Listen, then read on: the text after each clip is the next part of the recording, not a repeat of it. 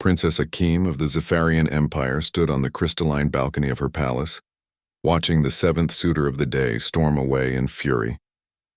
The Kralix prince had lasted exactly 4 minutes before declaring her test impossible and beneath his dignity. "Your Highness," her advisor chittered nervously, antennae twitching. "Perhaps we should reconsider the parameters. The galactic nobility grows restless." Akim's silver eyes narrowed. Her scales shimmered violet in the three-sun light. "The test stands. I will not bond with someone who cannot demonstrate basic problem-solving and humility." The test was deceptively simple. Reassemble a child's puzzle cube while explaining their philosophy of leadership. Yet prince after prince had either refused to touch the commoner's toy, or had fumbled it while spouting rehearsed platitudes about conquest and glory. As the advisor scurried away, Akim noticed movement in the corridor below. A figure in plain gray coveralls was methodically cleaning the marble floors, human by the looks of it, short compared to most species with that peculiar bipedal gait.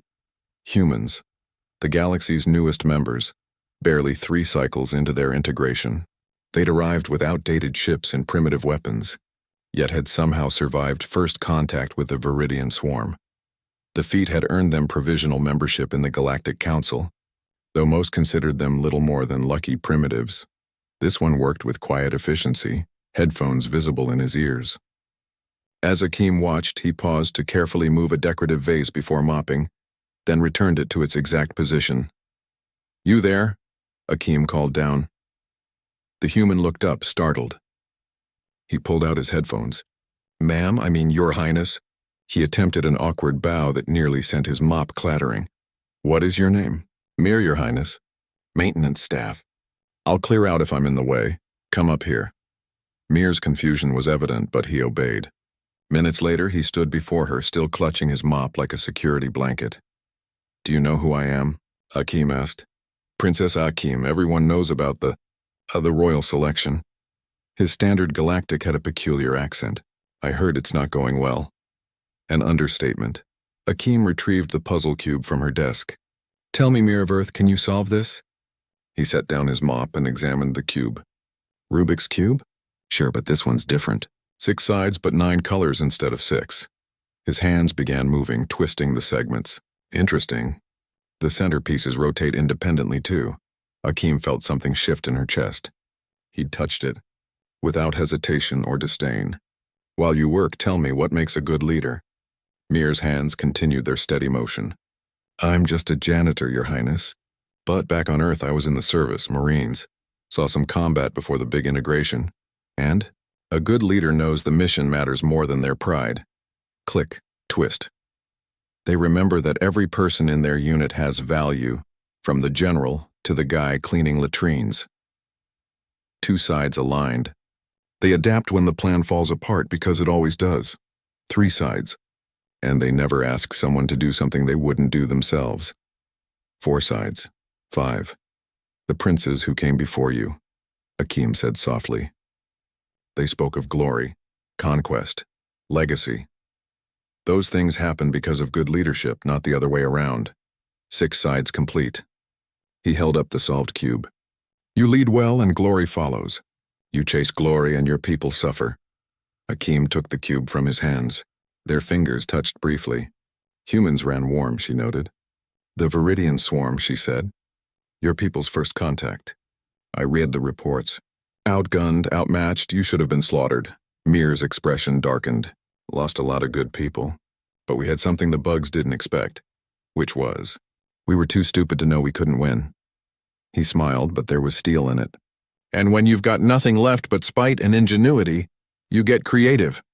"We turned garbage haulers into missile platforms, used construction equipment as weapons, and our engineers jury-rigged solutions that would make your tech priests weep. I heard one ship rammed a swarm dreadnought. The Indomitable. Captain Chen. She evacuated most of her crew first." Mir's voice was quiet. "She bought time for 3 colony ships to escape."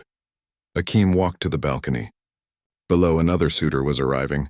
The Thornian Duke, no doubt, in his ridiculous ceremonial armor. "Do you know what happens if I choose no one, Mir?" "Political marriage to someone the council selects?" "Precisely. For the good of the Empire." She turned to face him. I have one final question. Your Highness, if you were in charge of Empire's defenses and faced an enemy you could not defeat through conventional means, what would you do? Mir thought for a moment. Find out what they need that you have. Then make taking it more trouble than it's worth. Humans are great at being more trouble than we're worth, Akeem laughed. Actually laughed. When was the last time? My father thinks I'm being foolish with this test. That leadership cannot be measured with a child's toy. Can I be honest, Your Highness? Please, it's not about the cube. It's about whether someone will do something simple without making it complicated because of their ego. Mir picked up his mop again. I should get back to work before I'm fired for fraternizing.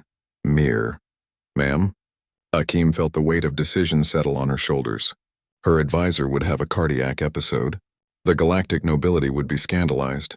Her father would need significant convincing. But she'd watched 7 princes fail a simple test. And she'd watched 1 human janitor succeed without even trying. The royal selection, she said slowly, is open to all eligible citizens of member species. Mir froze.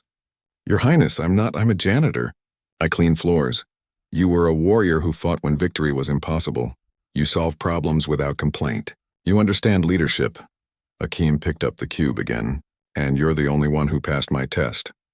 This is insane. Perhaps. Akeem's scales flushed deep blue, amusement and determination. But humanity specializes in insanity, don't they? Mir looked at his mop, then at the princess, then at the elaborate palace around them. Finally, that steel-edged smile returned. Ma'am, when this goes sideways, and it will, I'm going to remind you this was your idea. Accepted, Akeem said. Now, Mir of Earth, we have a great deal of work to do, starting with teaching you proper court etiquette. And if I fail, then you'll fail honestly, which is more than I can say for the alternatives. She extended her hand, human style. Deal? Mir clasped it firmly. Deal. Below, the Thornian Duke entered the palace, expecting another test he could easily manipulate. He would be very disappointed.